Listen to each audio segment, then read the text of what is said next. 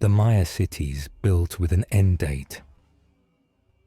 Tonight, we explore the Maya, not as a mystery that suddenly vanished, but as a civilization that planned its cities around time itself. The Maya did not build cities to expand endlessly. They did not build them to control vast territory or to dominate distant lands. Instead, they built cities that followed cycles of light, shadow, and long periods that moved far beyond a single human life. Their temples were not only buildings, they were tools, stone structures designed to mark moments that would arrive decades, sometimes centuries, after construction had finished. What makes this remarkable is not only their knowledge of the sky, but their patience. Many Maya buildings were completed by people who knew they would never see the moment those buildings were designed for. They worked for a future they would not witness. Over time, these cities were not destroyed. They were not burned or conquered in one final event. They were slowly and deliberately left behind.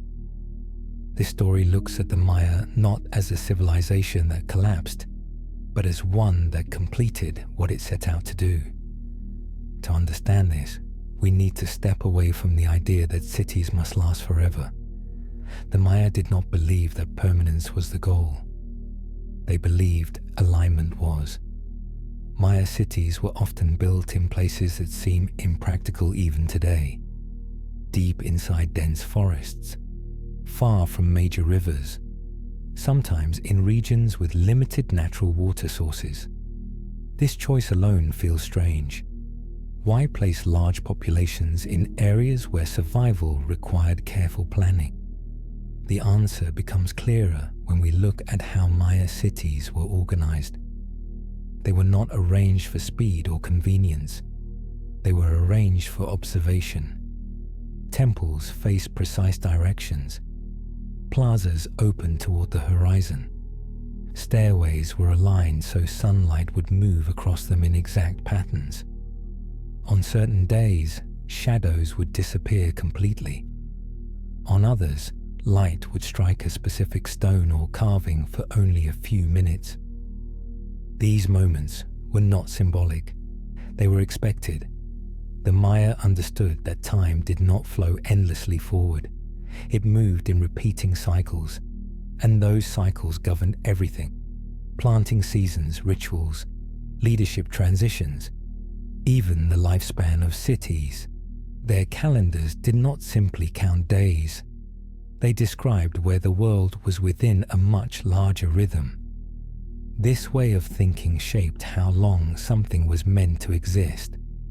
A building did not need to last forever. It needed to last long enough. Maya cities were built mainly from limestone, cut directly from the ground beneath them. In many places, the stone used to build a city was taken from quarries below the city itself. The city rose as the earth was carved away.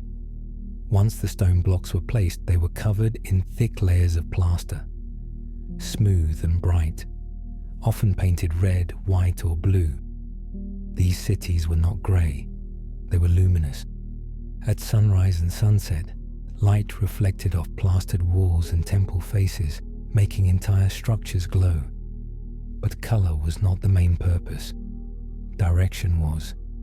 Every major structure was positioned with intent, not randomly, not only for beauty, but to interact with light and shadow in predictable ways. The city itself became a measuring instrument. What is most unsettling is that many Maya inscriptions record dates far into the future, not vague prophecies, exact points in time. Some refer to moments thousands of years beyond the lives of those who carved them. This raises a quiet but powerful question. Why record a date that no living person would ever experience? The answer seems to be that Maya cities were not built only for the present. They were built to outlive their use as living places. They were meant to function even when no one remained, to stand still while time continued. From the very beginning, these cities were designed with an ending in mind, not an ending of destruction, but an ending of purpose. And that idea changes how we understand everything that follows. The world the Maya lived in. To understand why the Maya built cities with an end date, we first need to understand the world they lived in. This was not a world of speed or constant change. Movement was slow. Information traveled by walking, memory, and repetition. The Maya world stretched across forests, hills, and wide lowlands. There was no single capital city and no central empire controlling everything. Instead, there were many cities, each with its own rulers, traditions, and rhythms. These cities were connected but loosely. People walked between them on narrow paths cut through dense jungle. They carried goods on their backs: food, pottery, tools, salt, jade. Along with goods, something else moved between cities: knowledge, calendars, building methods, ways of observing the sky. This knowledge was not written in books that traveled easily. It lived in people, in elders, in builders, in priests who memorized long sequences of days and events. Daily life followed steady routines. People rose with the light. They worked fields of maize, beans, and squash. They repaired roofs made from wood and leaves. They shaped stone using stone tools. There were no metal blades, no animals pulling carts, no wheels used for transport. Everything required effort and patience. Because of this, the Maya were used to thinking in long periods of time. If something took years, that was normal. If it took decades, that was expected. If it lasted longer than a single lifetime, that was still worth beginning. This mindset shaped how their cities were planned. Maya cities were not packed tightly together. They were open. Large plazas sat between buildings, wide spaces where people gathered only at certain times. These were not markets that ran every day. They were places for moments. On specific days, people gathered to watch the sky. They watched where the sun rose. They noticed how shadows moved across stone. These observations were careful and repeated. The same event was watched year after year, generation after generation. Patterns became trusted. If something happened before, it would happen again.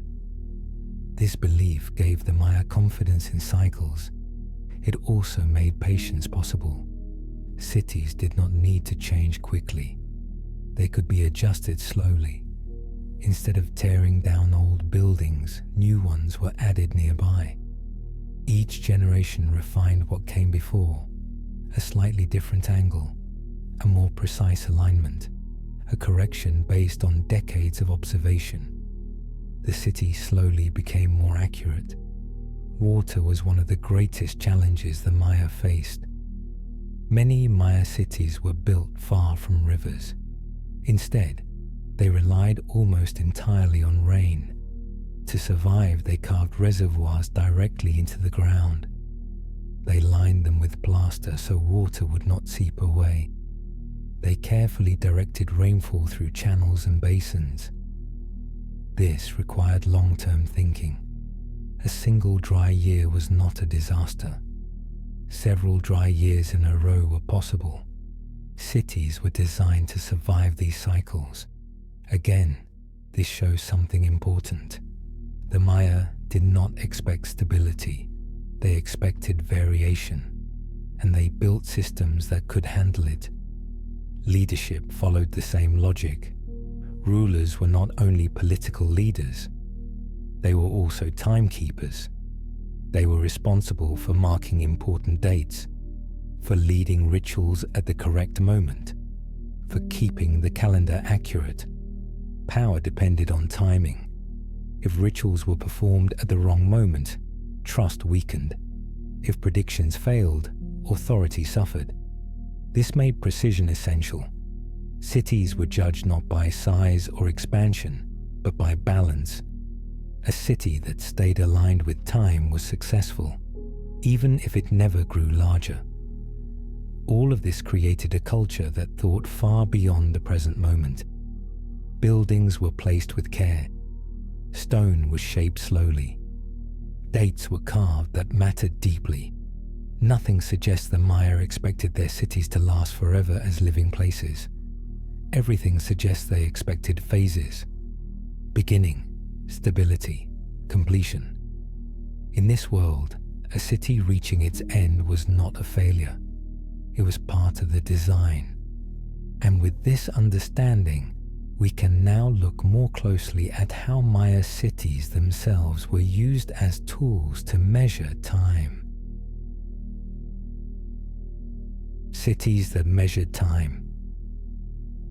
For the Maya, time was not something you checked. It was something you lived inside. They did not separate daily life from the movement of the sky.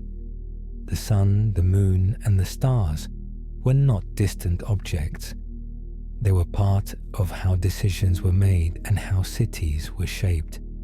Instead of clocks, the Maya used space. They watched how light moved across stone, how shadows changed during the day, how the sun appeared on the horizon at different times of the year. Over many generations, these movements became familiar and predictable. The Maya learned that the sky followed patterns that repeated again and again, and they decided to build their cities around those patterns. Temples were not placed randomly. They were positioned so that light would touch them in specific ways. On certain days, the rising sun would line up perfectly with a staircase. On others, a shadow would slowly slide down a temple wall and disappear at the exact center of a plaza. These moments did not happen every day. Some happened only once a year, others even less often. That was the point. When these moments arrived, people gathered.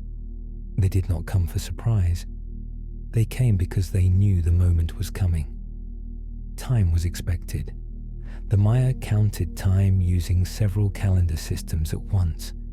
Some tracked short cycles, useful for daily life. Others tracked much longer cycles, stretching far beyond a single lifetime. These systems worked together, correcting each other and keeping time accurate over long periods. What makes this remarkable is not only their knowledge, but how they recorded it. Dates were carved into stone. Not only dates from the past, but dates from the future. Some inscriptions refer to moments that would arrive hundreds or even thousands of years later. This was not prediction in the modern sense. It was placement. The Maya were saying, when this day arrives, this building will still be here. This suggests something unusual. Maya cities were not only places for people, they were tools designed to keep working even when people were gone. A temple did not need constant attention to function. The sun would rise whether anyone watched it or not. The building itself would still mark the moment. This means that Maya cities were designed to operate independently of daily human activity. They were slow machines that ran on light, shadow, and repetition. Some temples were built over older ones. Instead of destroying the earlier structure, the Maya enclosed it. A new layer was added on top, then another. Each layer corrected or refined what came before. This created buildings that held centuries of adjustments inside them. The outside showed the latest version. The inside preserved the earlier ones. Time was literally stored within the walls. What is striking is that this system required extreme patience. builders knew that their work would not reach its final form immediately.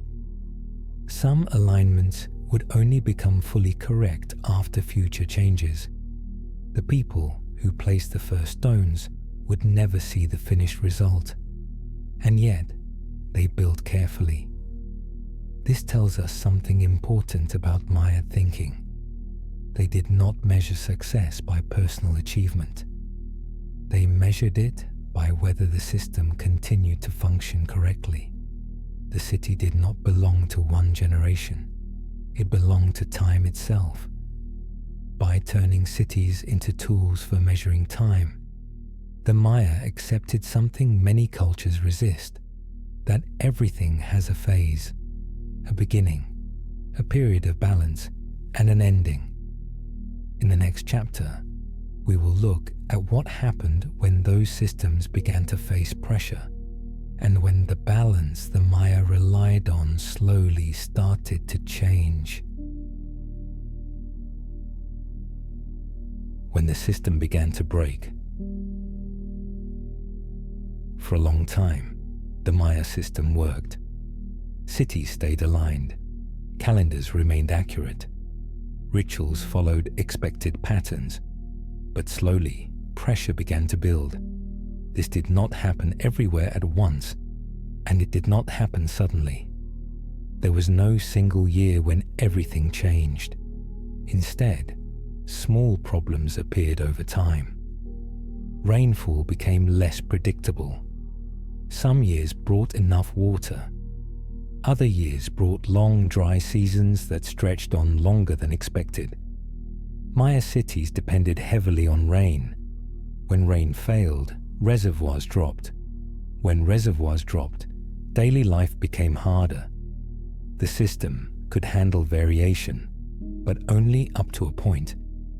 Archaeologists noticed something important during this period. New construction slows down. Large monuments become less frequent. Some temples are left unfinished but not damaged. Stone is still worked, but with less intensity than before. Dates carved into stone also become less common. This does not suggest chaos. It suggests caution. The Maya were not reacting in panic. They were adjusting. Cities that once expanded slowly now held steady. Resources were used more carefully. Decisions became more conservative. This tells us the system was under stress, but still functioning. What is especially striking is what we do not find. There is no widespread evidence of cities being burned. There are no large layers of destruction caused by warfare. Homes were not suddenly abandoned with tools left behind. Instead, cities empty gradually. Some neighborhoods fall quiet first. Others remain active for a while longer. People leave in phases. This pattern appears again and again across different regions. That matters because it suggests that people were not forced out all at once. They chose when to leave. Another important detail is how the Maya treated their cities as they left. They did not dismantle major buildings. They did not erase carvings or destroy calendars. Sacred spaces were left intact. This is not what we would expect if the cities had failed completely. It looks more like closure than collapse. The cities had fulfilled their role. The alignment still worked. The calendars were still correct. But the conditions that allowed large populations to live there no longer held. At this point, a different kind of decision had to be made. The Maya were deeply aware of cycles. They understood that balance did not last forever. If rainfall patterns changed, if population pressure increased, if resources became harder to manage, then the system required adjustment. Sometimes adjustment meant relocation. Leaving a city was not the end of Maya life. It was the end of that city's phase. This is where the idea of an end date becomes important. Maya cities were not designed to last forever as living spaces. They were designed to function correctly for a certain period. When that period ended, the system did not collapse. It shifted. People moved to smaller settlements. Knowledge continued elsewhere. Calendars remained in use. The city itself was allowed to rest. By the time the forest began to reclaim plazas and stairways, the Maya had already moved on. The city did not fail suddenly. It simply reached the point where continuing no longer made sense. And that quiet ending prepares us for the next question. If the cities were left behind, what exactly was preserved? What was preserved? When Maya cities were slowly left behind, the most important thing did not disappear. What remained was not the buildings themselves, but the knowledge that had shaped them. The Maya did not forget how time worked. When they moved away from their great stone cities, calendars continued to be used in smaller communities. Rituals were still performed at the right moments, and the careful counting of days remained part of everyday life. The system did not break. It simply changed location. Instead of living in large ceremonial centers, people spread out, carrying what mattered with them. Time was no longer carved everywhere in stone, but it lived in memory, repetition, and shared practice. The cities themselves were treated with respect. They were not dismantled or erased, and they were not reused as sources of stone for new construction. Sacred spaces were left intact, as if the Maya understood that these places had completed their task. This choice is important. If the Maya had believed their cities had failed, they might have destroyed the evidence. If they had believed their understanding of time was wrong, they might have erased the markers that recorded it. Instead, they left everything standing. As years passed, the forest slowly returned. Trees grew across plazas, roots pressed against stairways, and leaves settled where people once gathered. But the stone structures remained stable, and more importantly, they remained accurate. Even without maintenance, sunlight continued to reach certain stones at the right moment of the year. Shadows still moved across walls exactly as they were meant to. Centuries passed without correction, and yet the system still worked. This tells us something about how the Maya built their cities. They were not fragile or temporary experiments. They were designed to function even without constant human presence. The Maya did not expect to watch their cities forever. They trusted time to continue the work. In that sense, the cities became something very different from ruins. They became finished instruments, left in place after completing their role.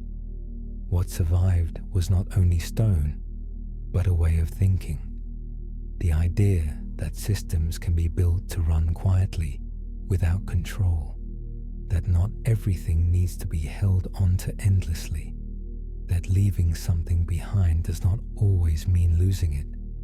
For the Maya, preservation did not mean freezing time. It meant allowing time to move forward while the structure remained. A quiet ending. When we look at Maya cities today, it is easy to think of them as places that were lost or abandoned. Stone structures standing in silence, slowly surrounded by a forest, often give the impression that something went wrong. But when we consider how carefully these cities were planned, a different picture begins to appear. The Maya did not leave their cities suddenly. They did not run from disaster or erase their work in fear. They moved away gradually. in a way that suggests understanding rather than panic. Life continued elsewhere in smaller communities where knowledge was carried forward without the need for large stone monuments. What changed was not the system itself, but the scale at which it was expressed. The great cities had reached the end of their role. For the Maya, time was not something to fight or control. It was something to move with. Their cities were designed to exist within long cycles, not to resist them. When balance could no longer be maintained, the correct response was not to force permanence, but to allow change. Leaving a city behind was not a sign of weakness. It was a recognition that the conditions that once made the city work had shifted. In that sense, the ending was not tragic. It was expected. The stone structures remained where they were, still aligned with the sun and still marking moments in the sky, even as forests slowly grew around them. They no longer needed people to function because they were never designed to depend on constant attention. Time continued, exactly as the Maya believed it would. When we stand among these cities today, we are not only looking at ruins, we are standing inside completed systems. The Maya did not build cities to last forever. They built them to last long enough. And when that time was over, they knew how to let go. The stones stayed, the cycles continued, and the cities, in their quiet way, reached their end exactly as planned.